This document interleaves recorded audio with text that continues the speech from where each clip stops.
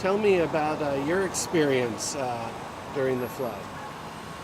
Well, woke up Tuesday morning and learned that my mom was at her condominium in Montecito, right off of Olive Mill Road, and the mud was up to everybody's ankles, and the subterranean garages were totally flooded.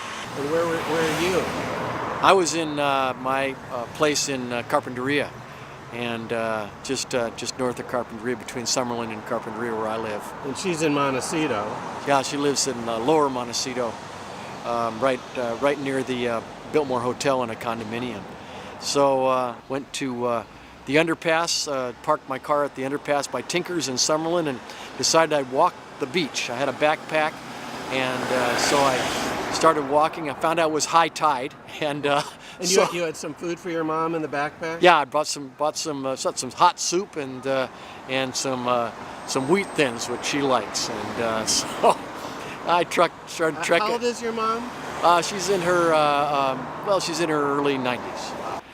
So I started my hike, my beach hike in Summerland along the beach, and it was high tide, and so I walked up on top of the seawall and through the rocks, and finally got to Miramar Cove, and hadn't seen that for a while with all the construction going on, and there were a couple of cars that were washed out to sea, and out. I couldn't see what they were. One looked like a Volkswagen at the end of one of the creeks that leads out through Montecito. Anyway, I finally got to her condominium complex. The mud was ankle deep, and so I found her, and we sat down for a while and planned our next move, and then we decided we'd get her a hotel on Cabrillo Boulevard in Santa Barbara, but we had to get her out of there. So there was no electricity, and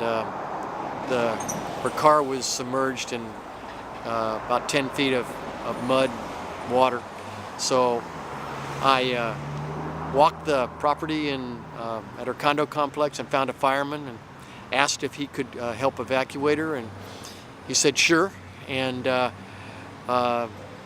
we trekked through the mud to her condominium, and went up to her place, and she put a few things in her one of her suitcases, and we walked downstairs and realized that she couldn't walk through the mud, so she climbed on the back of a great Montecito fireman. Wish I knew his name. I'd like to thank him. And got a picture of her on the back of a fireman being carried to a fire vehicle to be evacuated, and that's exactly what happened. And now she's in a hotel on Cabrillo Boulevard, and all is well, and not sure when she'll be able to get back to her condominium, but that's my story.